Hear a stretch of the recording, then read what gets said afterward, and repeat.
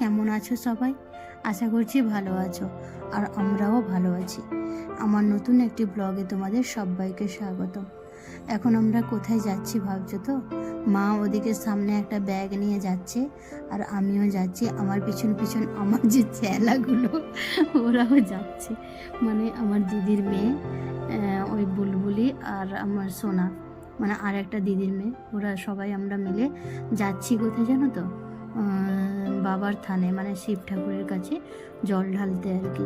আজকে তো ব্রত, মানে শিব চতুর্দশী শুনছি রাতের দিকে ঢুকবে, কিন্তু কারণ আমি তো আজকে চলে যাব বিকেলে 5টা 5:30টার সময় ট্রেন আছে, তাই একটু সকাল সকাল করে ওই যাচ্ছি আমরা। মাও যাচ্ছে, কারণ আমরা একা একা যাচ্ছি না, ওই মা আর দিদিও পিছনে আসছে।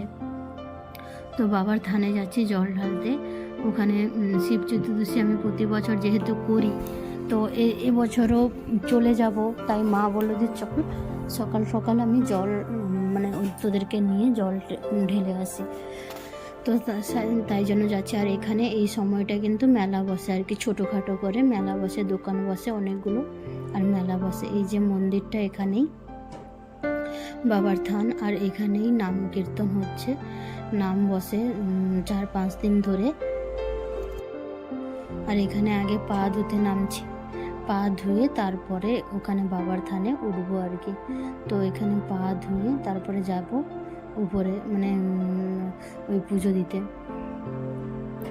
তো সবাই মিলে পা ধুয়ে নিলাম, সোনা, বুলবুলি আর বড়মশাই, আমি, মা ধুয়ে চলে গেছে, দিদি পিছনে আছে। তো এখানে এই যে চৈতন্য মহাপ্রভু এখানে আছেন, এখানে প্রণাম করব, আগে পুজোটা দিয়ে দিই, তারপরে আমরা প্রণাম করব। আর এখানে টাকাটা দিয়ে দিয়েছি ওই মিষ্টি নেওয়ার জন্য। তো মিষ্টি নেব, মিষ্টি দিয়েই পুজো। মা প্রতি বছর ফল নিয়ে আসে, এবছর তাড়াহুড়োর মধ্যে ফল নিয়ে আসা মানে হয়নি, ওই মিষ্টি দিয়েই পুজো দেওয়া হবে আর কি। মানে এখন আমি বলেছি যে 25 টাকার মিষ্টি নেব, তো উনি ভেবেছেন 50 টাকার একেবারে মিষ্টি নেব। অনেকটাই মিষ্টি ঢুকে যাচ্ছে দিয়ে, তারপরে আমি বললাম যে কত টাকার মিষ্টি দিচ্ছ? বলছে 50 টাকা। আমি বললাম না, 50 টাকার তো আমি নেব না, আমি 25 টাকার নেব। তারপরে আবার কমিয়ে দিয়েছে আর কি। এই যে মেলাটা বসেছে এখানে, আর এখানে মিষ্টি নেওয়া আমার হয়ে গেছে। আর এদিকে ব্রাহ্মণ ঠাকুর, মানে বাইরে দুজন আছেন, একজন দক্ষিণা নেবেন আর একজন চন্দন পরাবে। আর এদিকে মা ডাবটা ভাঙতে গেছে, ওই ডাব ঘটিতে নিয়ে আসবে, ডাবের জল দিলে আমরা ঢালবো আর কি। আর এখানে অনেকজন ফল কাটছে আর কি।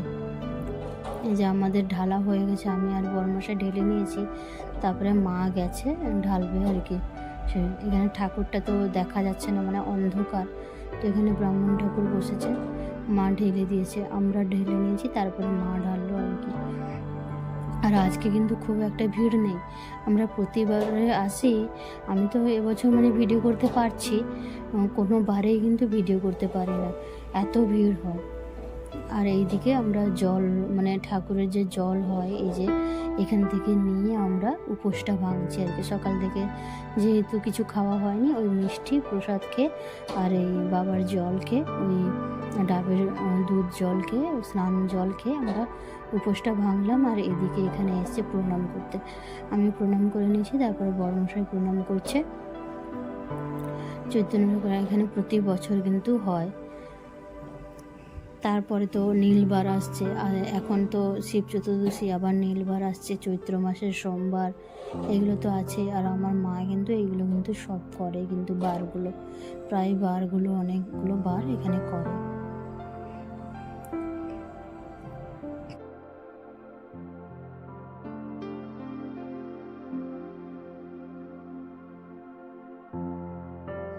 আর এইদিকে দেখো, এইদিকে কিন্তু মহোৎসব যখন হয়, এই ফাঁকাটাই কিন্তু খাওয়া হয়। আর এইদিকে 2-4টা দোকানও বসেছে, আইসক্রিমের দোকান, এই পাশে স্টেশনারি দোকান, এদিকে একটু খাওয়ার দোকানও আছে।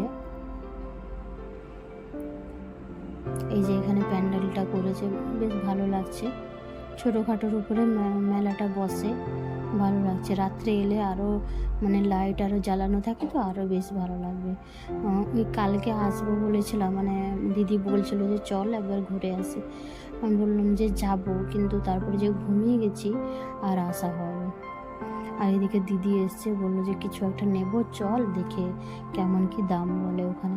মানে দাম ঠিকঠাক আছে কিন্তু জিনিসগুলো ভালো নয় আর কি, দিয়ে নেওয়া হলো না। আর এইখান থেকে আমি 4টা হেয়ার বেল্ট নিয়েছি, মানে সিম্পল হেয়ার বেল্ট নিয়েছি। ওগুলো আমি ওখানে নিয়ে যাব।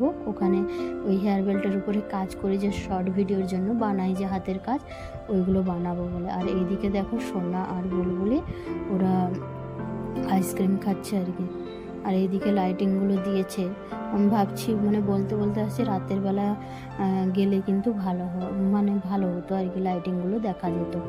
আর ওইদিকে যে গেট করেছে, মানে এদিকে। আর যেদিনকে মানে মহোৎসব হয় এখানে ঢোকারও মানে মানে আজকে তো দেখা যাচ্ছে ভিড় কম।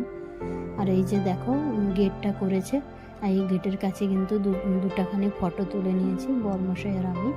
আর এইদিকে বাড়ির দিকে রওনা দিচ্ছি। মনটা খারাপ হয়ে যাচ্ছে, কারণ এই তো কিছুক্ষণ সময়ে আছি, বা মানে আর কিছুক্ষণ সময় থাকবো, তারপরে আবার চলে যাব। সত্যিকারে আসার কথাটা শুনলে আমার যতটা যা আনন্দ হয়, কিন্তু যাওয়ার কথা শুনলেই আমার প্রচুর কান্না, মানে এত দুঃখ হয়। আর এইদিকে দেখো টুকাই, মানে আমার দিদির ছেলে, ও দেখো মোবাইল চালাচ্ছে, কিভাবে ও মোবাইল চালাচ্ছে, মানে একা একা। ভাই বন্ধ করে দিচ্ছে, বলছে দেখবি আয় কীভাবে সে একা একা ওর নিজের কার্টুনটা কিভাবে চালিয়ে দিচ্ছে। ভাই বারবার বন্ধ করে দিচ্ছে আর ও বারবার চালিয়ে দিচ্ছে। যখন ও চালাতে পারছে না, ভাইয়ের হাত ধরে, দেখো ভাইয়ের হাত ধরে টানছে, বলছে চালিয়ে দাও। মানে ও তো বলতে পারছে না, হাত দিয়ে ইশারা করছে। মানে এখনকার বাচ্চা তো নয়, পুরো কম্পিউটারের বাচ্চা হয়ে গেছে, একা একাই। এই দেখো ওর কার্টুনটা চালিয়ে দিল ও একা একা।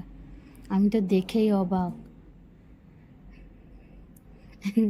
ভাই আবার তাকে মারছে, লাগাচ্ছে, ভাইয়ের হাত সরিয়ে দিচ্ছে সে।